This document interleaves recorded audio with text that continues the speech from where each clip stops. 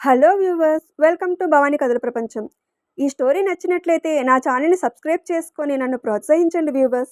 సరే, కథలోకి వెళ్ళిపోదాం. కాల్గల్ విభిన్న ప్రేమ కథ 21వ భాగం. తీర్థ, నేనంటే ఇష్టం అంటావు, నా కోసం ఎంతో చేశావని డాక్టర్ అన్నాడు. అదంతా అబద్ధమా? నేను ప్రాణాలతో ఉండడం నీకు ఇష్టం లేదా? నువ్వు ఈ పెళ్ళికి ఒప్పుకోకపోతే నిజంగానే మీ నాన్న జనాభా లెక్కల్లో ఉండడు. తర్వాత నీ ఇష్టం అన్నాడు తండ్రి బెదిరించినట్లుగా. ఇది అన్యాయం నాన్న, నువ్విలా బెదిరించి నా గొంతు కోయొద్దు అంది తీర్థ ఏడుస్తూ. నీ గొంతు కోయడం లేదమ్మా, నిన్ను నాకు నచ్చినట్లుగా రాజా లాంటి అబ్బాయికిచ్చి పెళ్లి చేస్తున్నాను అని. ఇక మాటలు అనవసరం, ఈ పెళ్లి జరిగి తీరాలి. ఈ పెళ్లి జరగకపోతే మీ నాన్న ప్రాణాలతో ఉండడమ్మా. నేను హాస్పిటల్లో ఉన్నప్పుడు నన్ను కాపాడుకోవడానికి నువ్వు ఎంత కష్టపడ్డావో ఆ కష్టం అంతా వృధా అవుతుంది తల్లి అన్నాడు. ఆ మాట వినగానే ఆమె చేసిన పని గుర్తుకు వచ్చి, నేనిప్పుడు బ్రతుకున్న శవాన్ని నాన్న, నువ్వు శవానికి పెళ్లి చేయాలని అనుకుంటున్నావు. నేనిది జరగనివ్వను. అప్పు చేసింది నువ్వు. ఇలాగే జరుగుతుందని నేనెన్నోసార్లు చెప్పినా వినకుండా ఎక్కడికెళితే అక్కడ అప్పుల మీద అప్పులు చేశావు. నీ అప్పులతో నాకు సంబంధం లేదు. నేను ఈ పెళ్ళి చేసుకోను. నేనిక్కడ ఉంటేనే కదా సమస్య. అందుకే నేను ఇంట్లో నుండి వెళ్ళిపోతున్నాను. నేనికపై నీతో ఉండను అని ఉన్న పళంగా ఇంటి బయటకు వెళ్ళి మరో 4 అడుగులు వేసింది తీర్థ. అప్పుడే అమ్మా తీర్థ అని పీలగా అన్నాడు శంకరం. దాంతో వెనక్కి తిరిగి చూసిన తీర్థ షాక్ అయిపోయింది. ఆమె వెనుకే ఇంటి బయటకు వచ్చిన తండ్రిని గూండాల్లా ఉన్న 4 వ్యక్తులు చుట్టుముట్టి ఒకడు అతని పీక మీద కత్తి పెట్టాడు. అమ్మా తీర్థ, నువ్వు ఈ పెళ్లి చేసుకోకపోతే నన్ను వీళ్ళు చంపేస్తారు. నువ్వు పెళ్లి చేసుకుంటావో లేక నన్ను పాడి ఎక్కిస్తావో నిర్ణయం నీ చేతుల్లోనే ఉంది. నువ్వు పెళ్లి కూతురిలా రెడీ అవుతావా లేక నన్ను వీళ్ళ చేతుల్లో చచ్చిపోమంటావా? ఒకటే మాట చెప్పు అన్నాడు. ఎవరు మీరు? మా నాన్నను వదలండి అని వాళ్ళ నుండి తండ్రిని లాగాలని చూస్తుంది తీర్థ. నువ్వు రెడీ అయి రాకపోతే నీ బాబు పైకి పోతాడు. అదిగో నీకోసం కారు సిద్ధంగా ఉంది. మా సార్ గుడిలో నీకోసమే ఎదురు చూస్తున్నారు అన్నాడొకడు. ఇది అన్యాయం. మీ సార్ ఇచ్చిన డబ్బులు రిటర్న్ చేయడానికి టైం ఇవ్వాలి, కానీ ఇలా బలవంతంగా పెళ్లి చేసుకోవాలని అనుకోవడం తప్పు అంది తీర్థ. అదంతా మాకు తెలియదు. నువ్వు రెడీ అయి వస్తావా లేక మీ నాన్న పీక కోసేయమంటావా అని అడుగుతూ మెడ మీద ఘాటు పడేలా కత్తిని నొక్కి పెట్టాడు ఒకడు. దాంతో శంకరం మెడ నుండి రక్తం కారుతుంటే, వద్దు, మా నాన్నని వదిలేయండి, ఆయనేం చేయకండి అంది ఏడుస్తూ. ఏం చేయకూడదు అంటే మా సార్ ఇచ్చిన నగలు బట్టలు వేసుకొనిరా అన్నాడు వాడు. అసలెవరు మీ సార్? మీ సార్ పేరేంటి? ఎక్కడ ఉంటాడు? ఇలా ఆడపిల్లను నిర్బంధించి పెళ్లాడాలని ఎందుకు అనుకుంటున్నాడు అని కోపంగా అడిగింది. ఈ ప్రశ్నలు ఆయన కలిసి అడుక్కో, ముందు లోపలికి వెళ్ళు అని గదిమాడువాడు. దాంతో గత్యంతరం లేక ఏడుస్తూ ఇంట్లోకి వెళ్ళి అయిష్టంగా రెడీ అవుతూ, లేదు, ఇలా జరగడానికి వీల్లేదు, నేను ఈ పెళ్లి చేసుకోను. ఊరి నిండా అప్పులు చేసి మా నాన్న తప్పు చేస్తే నేనెందుకు బలి అవ్వాలి? నేనెందుకు ముక్కు ముఖం తెలియని వాడిని పెళ్ళాడాలి అని అనుకొని అక్కడికే వెళ్ళి ఎవరు నన్ను పెళ్ళాడాలని అనుకుంటున్నారో అతనితోనే నేరుగా మాట్లాడుతాను అనుకొని బయటకు వచ్చింది తీర్థ. కనకాంబరం రంగు పట్టుచీరలో మెడలో 2 బంగారు నగలతో ఆ మాత్రం సింగారించుకున్న తీర్థను చూసే, నా కూతురు ఇప్పుడే రాణిలా ఉంది, అతనితో పెళ్లి జరిగితే మహారాణిలా ఉంటుంది అన్నాడు శంకరం. నాన్న, కనీసం అబ్బాయి పేరు డీటెయిల్స్ అయినా నాకు చెప్పు, నేను అతనికి ఫోన్ చేసి మాట్లాడుతాను అంది. పేరు అని సాగదీసి, అయినా పేరుతో పనేంటమ్మా, అతను పెళ్లి మండపం దగ్గరే ఉన్నాడు, అన్నీ అక్కడే మాట్లాడుకుందు, త్వరగా పద అని కారులో కూర్చోబెట్టాడు శంకరం. భగవంతుడా, నాలాంటి అమ్మాయిని పెళ్లి చేసుకోవాలని అనుకున్న అతను ఎవరు? అతనితో మాట్లాడే అవకాశం నాకు కల్పించండి, ఈ పెళ్లి జరగకుండా ఆపండి అని వేడుకుంటూ ముభావంగా కూర్చుంది తీర్థ.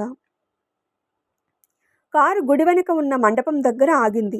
వెంటనే రౌడీలతో పాటు శంకరం కూడా కారు దిగి రామ్మా అని తీర్థను లోపలికి తీసుకెళ్ళి ఒక గదిలో కూర్చోమని, నేను వెళ్ళి అల్లుడి గారితో మాట్లాడి వస్తాను, నువ్విక్కడే ఉండమ్మా అని కదలబోయాడు.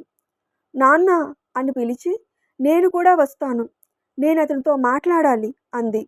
ఈమె వస్తే కూడా ఈ పెళ్లి ఎలాగూ ఆగదని స్థిరంగా ఉన్న శంకరం, సరే పద అని మండపానికి అటుగా ఉన్న గదిలోకి తీర్థను తీసుకెళ్లాడు. లోపల తీర్థ కట్టుకున్న చీరకు మ్యాచింగ్ షేర్వానీలో 6 అడుగుల ఎత్తుతో, ఎత్తుకు తగ్గ ఆహార్యంతో అటు తిరిగి ఉన్నాడు పెళ్ళికొడుకు. అల్లుడు గారు అని శంకరం అనగానే మాట్లాడకుండా గిర్రున ఇటు తిరిగాడతను. అతను ఎవరో ఏంటో చూడాలని అనుకున్న తీర్థకు నిరాశే ఎదురైంది. ఎందుకంటే ఆ వ్యక్తి ముఖం కనిపించకుండా పూల పగడి పెట్టుకొని ఇటు తిరిగి, చెప్పండి మావయ్య అన్నాడు గంభీరంగా.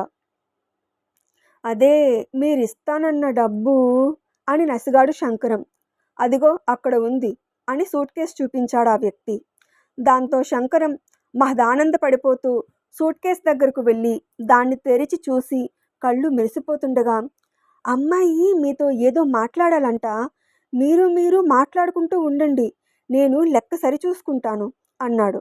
ఆ మాటకు కోపం వచ్చి ఆ వ్యక్తి పూల పగిడితో గిర్రుని తిరిగినట్లుగా శంకరం వైపు విసురుగా చూసేసరికి ఆ పూలదండలు కదిలిన విధానానికి అతనికి కోపం వచ్చిందని అర్థమై, అంటే మీరిచ్చారంటే లెక్క సరిగానే ఉంటుంది, డబ్బు జాగ్రత్త చేస్తాను అని అంటున్నాను అంతే అని కవర్ చేసుకొని సూట్ కేసు తీసుకొని బయటకు వెళ్ళిపోయాడు శంకరం. కాస్త కూడా ముఖం కనిపించకుండా పూలదండలు అడ్డేయడంతో అతనెవరో చూద్దామని అతని వంక చూస్తూ, నేను మీతో కొంచెం మాట్లాడాలి అంది తీర్థ. పెళ్ళికి ఇంకా కొన్ని నిమిషాలు మాత్రమే ఉన్నాయి, ఇంకా ఇప్పుడు మాట్లాడేదేముంటుంది అన్నాడు. ఇప్పుడే మాట్లాడాలి, నేను చెప్పేది విన్నాక మీరు ఈ పెళ్లి చేసుకోవాలో లేదో మీకే తెలుస్తుంది అంది. నువ్వు ఏం చెప్పినా ఈ పెళ్ళి ఆగదు అన్నాడతను తన స్వరాన్ని కొంచెం కొంచెం కరుకుగా పెంచుతూ. ఆ మాట చెప్పడానికి మీరెవరో తెలియకుండా ఏ ఐడెంటిటీ లేని మిమ్మల్ని నేనెందుకు పెళ్లి చేసుకోవాలి?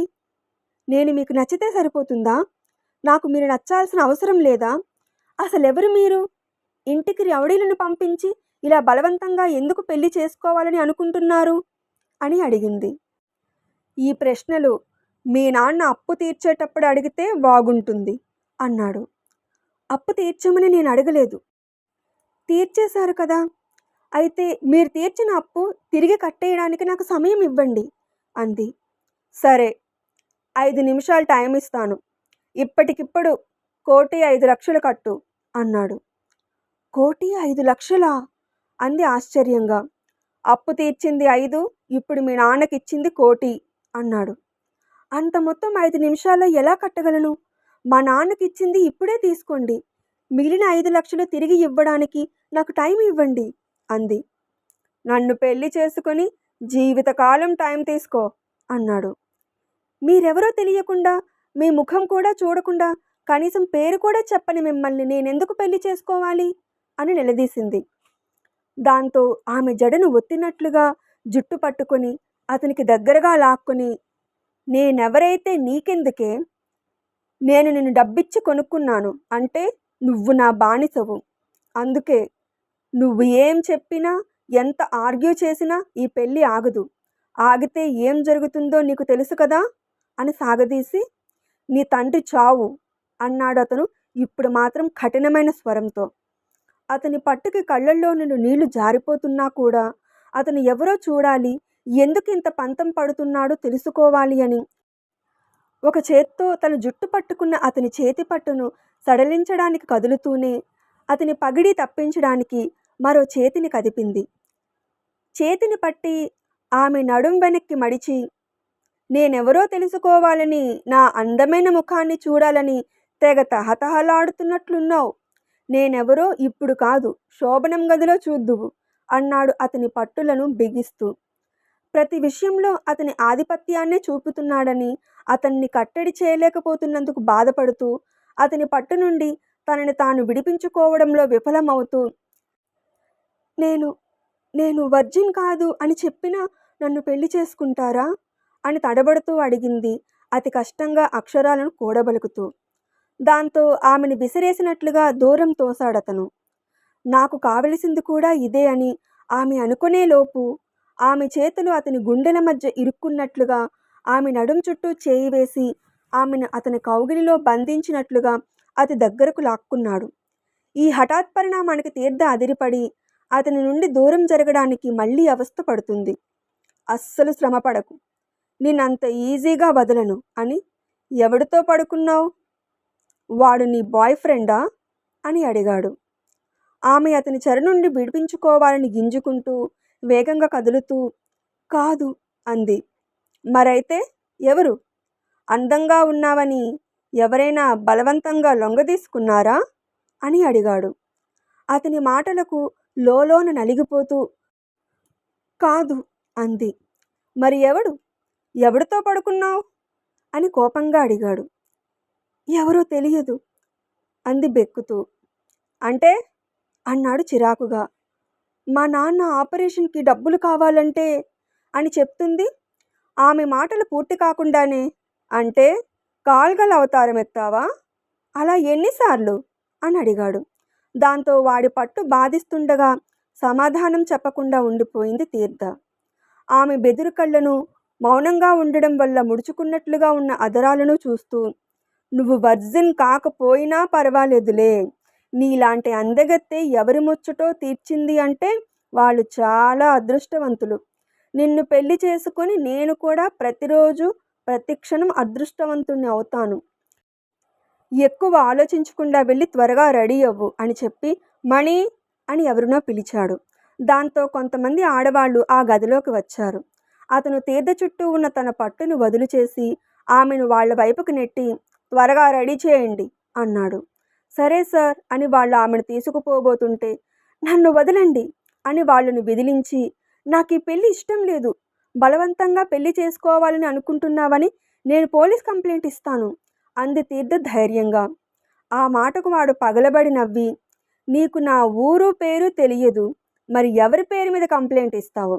అయినా నువ్వు ఈ మండపం గడప దాటిన మరుక్షణం మీ నాన్న యమపురికి వెళ్తాడు. పిచ్చి వేషాలు వేయకుండా వెళ్ళి రెడీ అవ్వు అని చూస్తారేం అని ఆడవాళ్ల మీద అరిచాడు. దాంతో వాళ్ళు ఆమెను పక్క గదిలోకి తీసుకుపోయి పూలజడ వేసి ఇంకా అక్కడ ఉన్న నగలను అలంకరిస్తున్నారు. ఏంటి మనిషి ఇంత చండాలంగా మాట్లాడుతున్నాడు?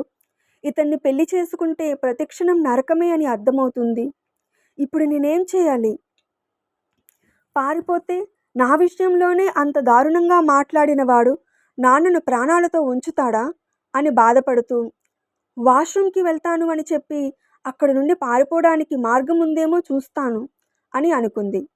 నేను వెళ్ళిపోతే వాళ్ళు నాన్నను చంపేస్తే అని అనుకోగానే నాన్న తనని తాను కాపాడుకోగలడు. హాస్పిటల్ బెడ్ మీద ఆరోగ్యం బాగోక ఉన్నప్పుడు నేను నా జీవితాన్ని పణంగా పెట్టాను. ఇప్పుడు ఆయన బాగానే ఉన్నాడు, తన జీవితాన్ని తాను సేవ్ చేసుకోగలడు అని అనుకొని అక్కడ ఉన్న ఆడవాళ్లకు చెప్పి వాష్రూమ్లోకి వెళ్ళి తప్పించుకునే మార్గం ఉందేమో అని చుట్టూ చూసింది. ఆ గోడకు పైన వెంటిలేషన్ కోసం ఉన్న చిన్న కన్నం తప్ప ఇక ఏ దారి కనపడలేదు తీర్థకు. దాంతో వాష్రూమ్లో నుండి గదిలోకి వచ్చేసరికి అక్కడ అప్పటి వరకు తనని రెడీ చేసిన ఆడవాళ్ళు లేరు. వెంటనే ఆ గదిలో నుండి కూడా బయటకు వచ్చేసి ఎవరికంటా పడకుండా పారిపోదామని చూస్తుంటే ఇందాకటి రౌడీ తీర్థను చూసి శంకరం వెనుక నిలబడి అతని పీక కోస్తాను అన్నట్లుగా కత్తిని చూపించాడు. ఆమెను చూసేశారు, పైగా తండ్రిని చంపేస్తామంటున్నారు అని ప్రాణం లేని బొమ్మల అక్కడే నిలిచిండిపోయింది తీర్థ. వెంటనే రౌడీలు సైగ చేయడంతో ఆడవాళ్లు వచ్చి తీర్థ వ్యతిరేకిస్తున్న భుజం పట్టి తీసుకొచ్చి పీటల మీద పెళ్ళికొడుకు పక్కన కూర్చోబెట్టారు. ఇంటి దగ్గరే పారిపోతే నాన్నని చంపేస్తారని ఇక్కడికి వచ్చి ఇతనితో మాట్లాడి ఒప్పించాలని అనుకున్నాను. అది జరగలేదు సరికదా. నా ఇష్టంతో పని లేకుండా పెళ్లి జరుగుతుంది. ఈ పెళ్లి చేసుకోవడం నాకు ఇష్టం లేదు అని ఆమె బాధపడుతుంది. తీర్థ పక్కన పూల పగడితో ఉన్న వ్యక్తి ఆమె చెవికి దగ్గరగా వంగి నువ్వు ఎప్పుడు పారిపోవాలని చూసినా నీ తండ్రి ప్రాణాలు గాలిలో కలిసిపోతాయి అని బెదిరించాడు. దాంతో కన్నీటి కళ్ళతో అతని వైపు చూసింది. నేను చెప్పేది నిజం, రుజువు కావాలి అంటే మరోసారి పారిపోవడానికి ప్రయత్నం చేసి చూడు అని అంటుండగా బాబు తాళి తీసుకుని అమ్మాయి మెడలో కట్టు అని పంతులు అందించి భజంత్రీలు అన్నాడు. వెంటనే ఆ వ్యక్తి పైకి లేచి పంతులు మంత్రాలు చదువుతుండగా తీర్థ మెడలో 3 ముళ్ళు వేసేస్తున్నాడు. ఈ పెళ్లి తనకు సమ్మతం కాదన్నట్లు వర్షిస్తున్న ఆమె కన్నీళ్లు బొట్లు బొట్లుగా అతని కాళ్ళను అభిషేకిస్తున్నాయి. అది అతనికి తెలుస్తున్నా ఏమాత్రం బాధ లేకుండా ఆమె మెడలో 3 ముళ్ళు వేసి ఆమె పక్కన విజయగర్వంతో కూర్చున్నాడు. కూతురికి పెళ్లి జరుగుతుంది అనే సంతోషం కన్నా గుండెలకు అద్దుకున్న బ్రీఫ్ కేసునే చూసుకొని ఎక్కువగా మురిసిపోతున్నాడు శంకరం. తన మెడలో పడిన తాళిని చూసుకొని తీర్థ ఏడుస్తూ కన్నీటి కళ్ళతో తండ్రిని చూసి, నీకు నీ కూతురి జీవితం కన్నా డబ్బే ముఖ్యమైపోయిందా నాన్న అని బాధపడుతుంది. ఒకరి చేత మరొకరికి ఇలా ఇద్దరికీ పూలదండలు వేయించి మిగిలిన తంతులు కూడా పూర్తి చేయగానే పంతులు, ముత్తైదువులు, రౌడీలు ఇలా అక్కడ ఉన్న అందరికీ డబ్బు ఇచ్చి సెటిల్ చేసి తీర్థ చేయి పట్టుకొని కదిలాడు ఆ వ్యక్తి. ఒక్క నిమిషం అని చెప్పి తండ్రి కోసం చుట్టూ చూసింది తీర్థ. కానీ అక్కడ ఏ మూల శంకరం కనపడలేదు. ఆమె చూపులు అర్థమైన అతను ఆమె వైపు పొగరుగా చూస్తూ, నీ బాబు కోసం వెతుకుతున్నావా? ఇంకా ఇక్కడెందుకుంటాడు?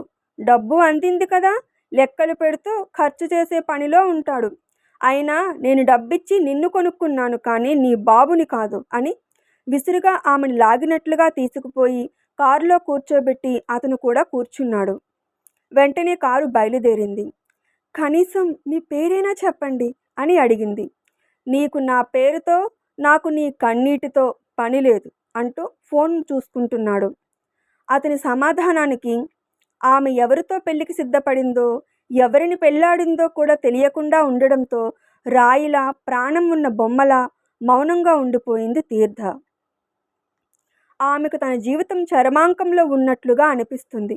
నా జీవితం వేరొకరి చేతుల్లోకి వెళ్ళిపోయింది, ఇక ఇప్పుడు ఏం చేయగలను అని బాధపడుతూ ఆ వెహికల్ ఎటు వెళ్తుందో, ఆమె ఎక్కడ ఉండాలో కూడా ఆమె చూడడం లేదు. అప్పుడే కారు ఒక పెద్ద బంగ్లా ముందు ఆగింది. ఆ వ్యక్తి కారు దిగి ఆలోచించింది చాలు, ఇక కారు దిగు, నువ్వు ఉండాల్సిన జైలు వచ్చింది అన్నాడు. ఇంకా ఉంది. ఆ పెద్ద బంగ్లా ఎవరిది?